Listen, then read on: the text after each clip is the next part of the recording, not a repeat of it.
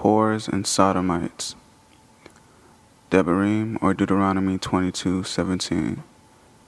We are not to raise our daughters as whores, or our mannerisms as such, nor are we to raise our sons as effeminate. None of the daughters of Yasharal is to be a whore, nor any of the sons of Yasharal be a sodomite, which is a homosexual. Divorce. Devarim, or Deuteronomy 24:1-4. Understand that Yahuwah hates divorce. It should not be a mindless resolve if things don't work out.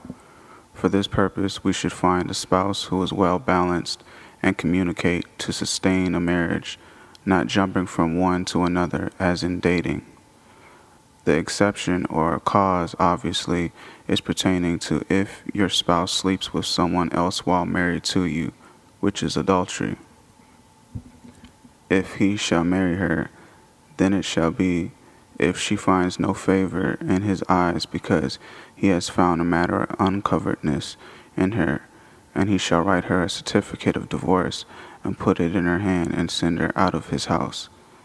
And if she left his house, and went and became another man's wife, and the later husband shall hate her, and write her a certificate of divorce, and put it in her hand, and send her out of his house, or when the later husband dies, who took her to be his wife, then the former husband who sent her away is not allowed to take her back to be his wife after she has been defiled, for that would be an abomination before Yahuwah.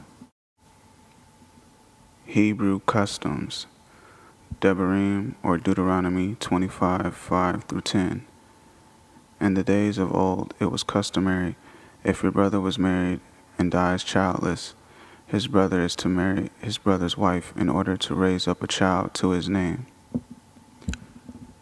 When brothers dwell together, and one of them has died and has no son, the widow of the dead man shall not become a stranger outside. Her husband's brother does go into her, and shall take her as his wife, and perform the duty of a husband's brother to her. And it shall be that the firstborn son which she bears does rise up for the name of his dead brother, so that his name is not blotted out of Yasharal. But if the man does not desire to take his brother's wife, then let his brother's wife go up to the gate to the elders and say, my husband's brother refuses to rise up a name to his brother in Yasharal. He does not agree to perform the duty of my husband's brother. The elders of the city shall then call him and speak to him, and he shall stand and say, I have no desire to take her. Then his brother's wife shall come to him in the presence of the elders, and remove his sandal from his foot, and shall spit in his face, and answer and say, thus it is done to the man who does not build up his brother's house. And in Yasharal his name shall be called, the house of him who had his sandal removed. Homosexuality. Wayikra, or Leviticus 20:13. Bisexuality and homosexuality is an abomination and should not be practiced. If you've done so, repent and refrain from this.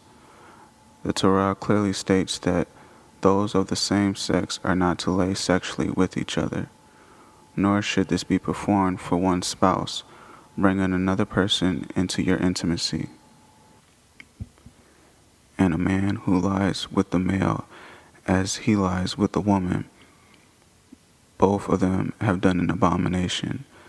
They shall certainly be put to death. Their blood is upon them. Dietary law. Devarim, or Deuteronomy 14:4-21.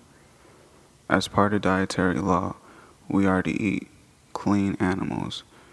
We should also take into consideration the diet of these animals to ensure if the animal is clean or unclean, such as chicken, turkey, and other animals.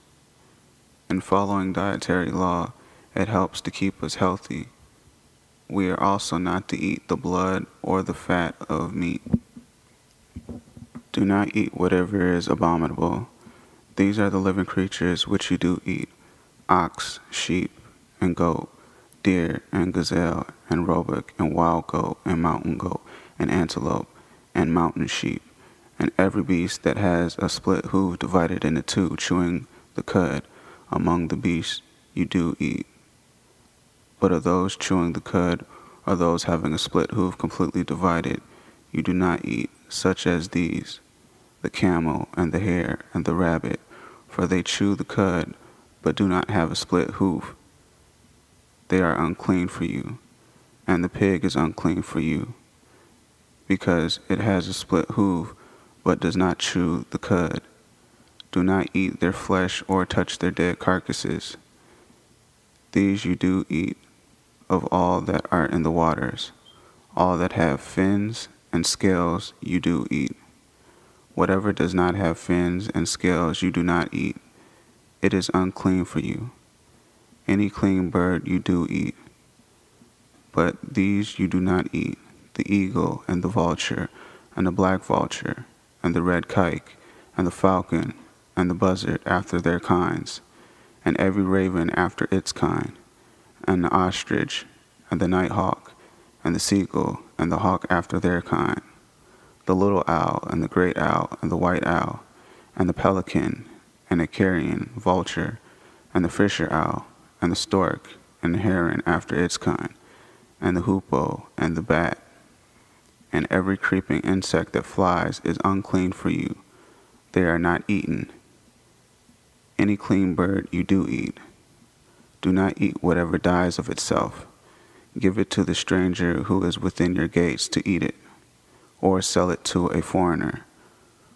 For you are a set-apart people to Yahuwah your Elohim. Do not cook a young goat in its mother's milk.